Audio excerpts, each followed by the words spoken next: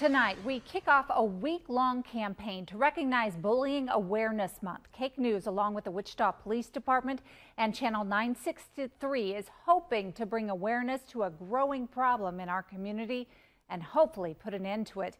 We begin tonight with Gaining Strength, a personal story of bullying. Listen, and you'll quickly learn why this teenager asked not to be identified. It was 6-on-1. I didn't want to really go to school. I didn't really have any friendships. His story is heart-wrenching, but as you'll soon learn, it's not unusual. He says it happened all of a sudden. One day, he was a popular, outgoing sixth grader. The next, a victim of relentless bullying. I think it was just a rumor that was going around, and then people kind of caught on to that and kept saying it and saying it. Day after day, kids on the bus, in the hallways, on the playground, everywhere he turned, they were calling him names. They moved his lunch tray so he'd have to sit alone. Soon, the bullying took over his young life. It was really hard. I didn't want to really go to school. I didn't want to participate in anything, and I never really did my homework because I just didn't think there was a purpose for it. We had kind of told him, oh, it's just kids.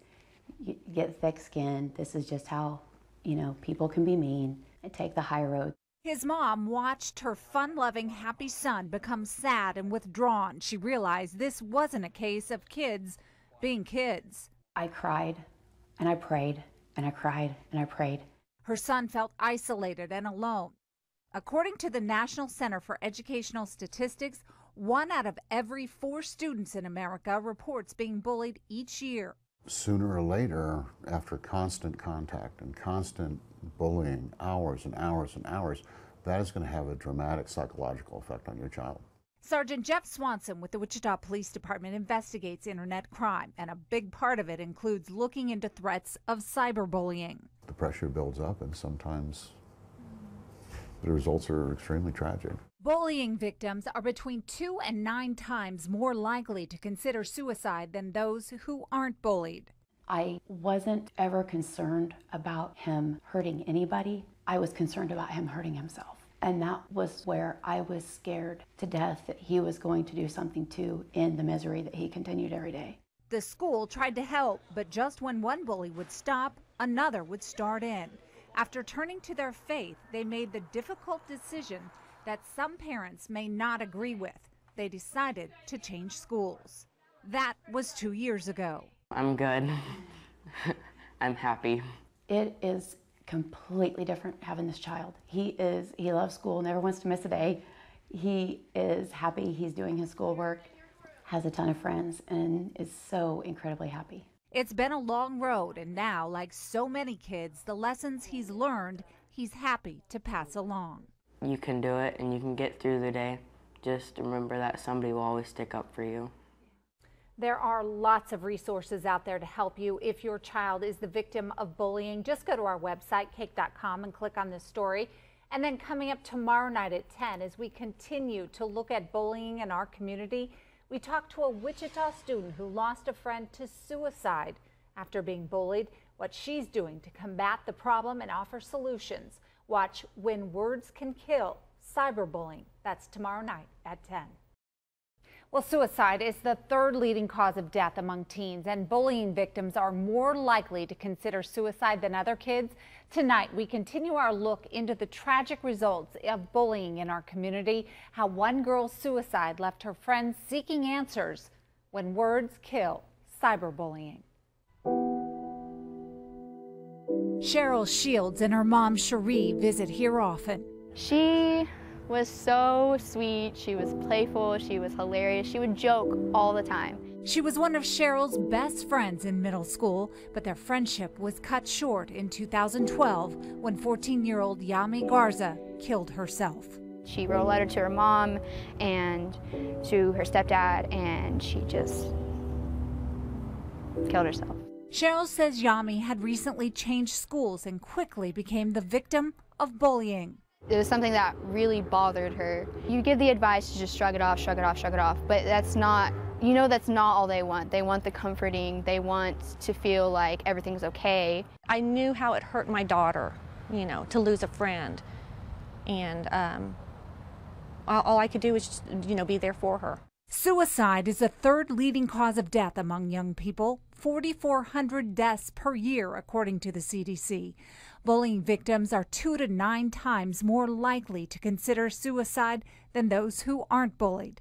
Plus, a study in Britain found that at least half of suicides among teens are related to bullying, and 10 to 14-year-old girls may be at even higher risk for suicide. The problem with bullying is a lot of times it's just words, but it's words that really hurt and have an effect on kids. Sergeant Jeff Swanson with the Wichita Police Department investigates internet crime, and that includes cyberbullying, the new-aged way of taunting that never shuts off. In the old days, it would happen at school.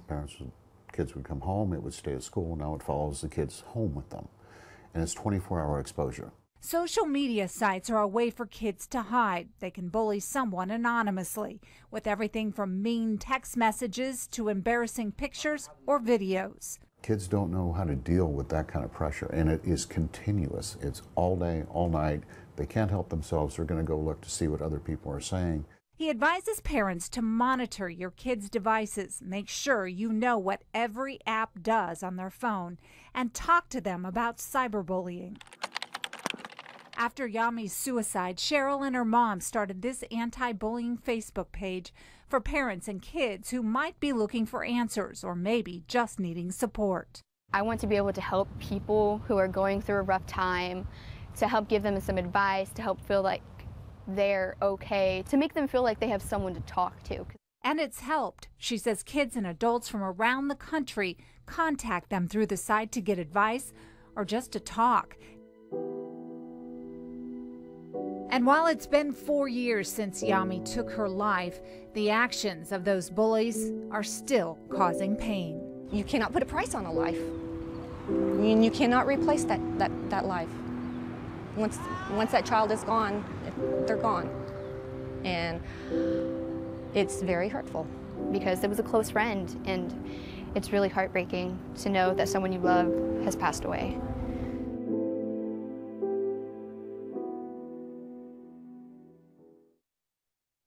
KAKE News is partnering with the Wichita Police Department and Channel 963 on the devastating effects of bullying and where you can turn for help. Each night at 10, we'll highlight the problem and search for solutions.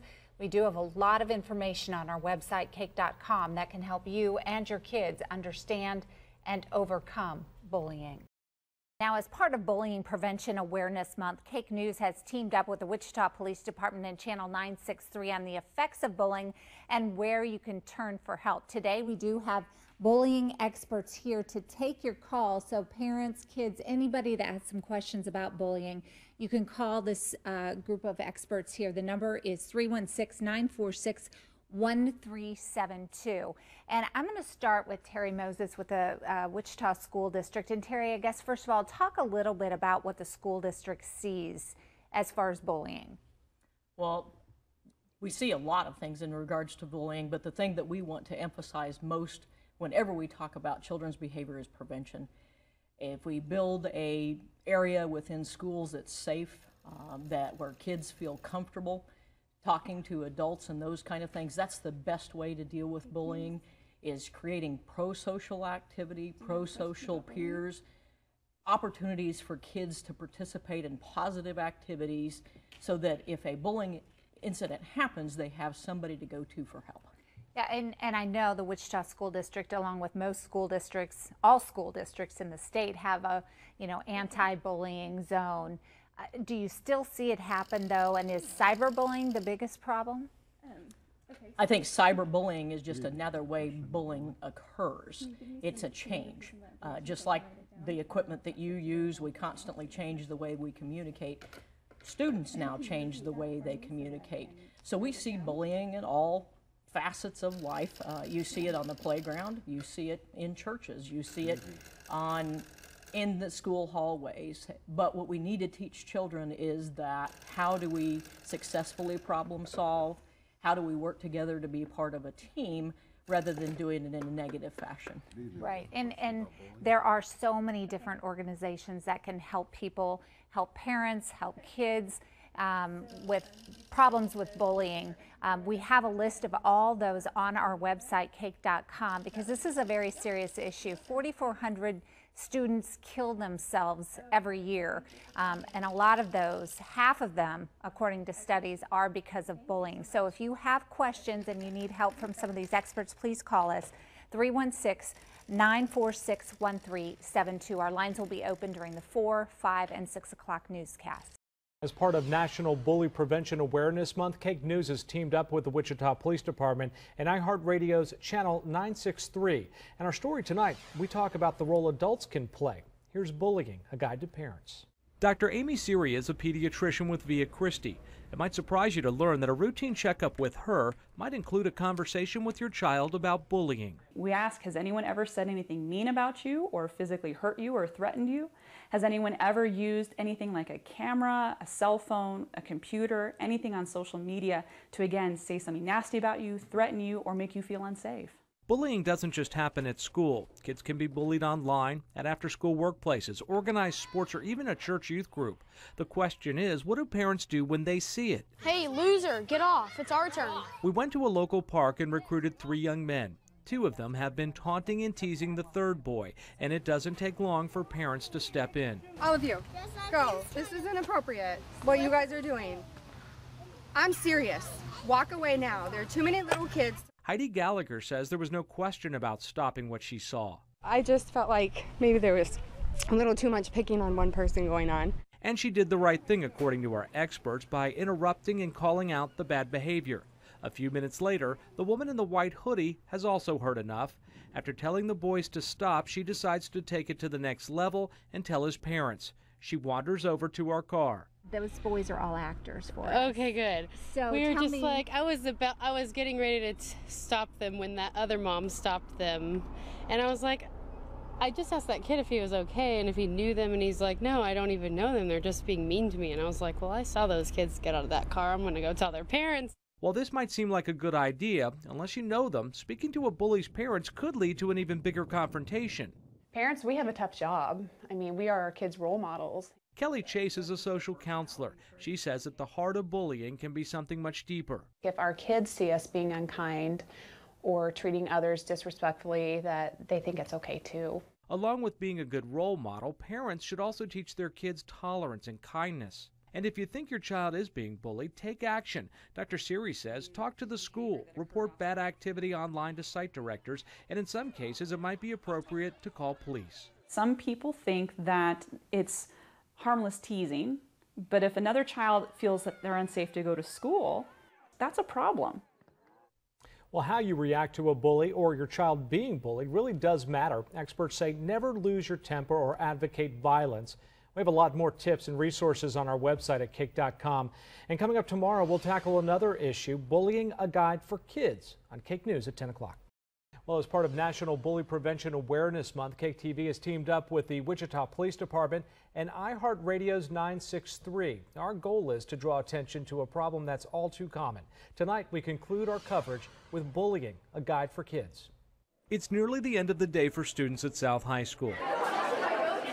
Today, they've been asked to gather in the auditorium for a special assembly. We wanted to let people know that we care, and especially with today with the Hope Show, we have a lot of wonderful performers that are trying to preach the message out that South High, we care about you and we should care about each other. Student Nuk Vong is one of the organizers. He's also the MC of the event that they've titled The Hope Show. A lot of you, you're going to develop depression, you're going to develop anxiety. He tells his classmates mental health, suicide, and bullying are all issues they should be talking about openly. Less than 20% actually get the help they need. They actually get the treatment they need.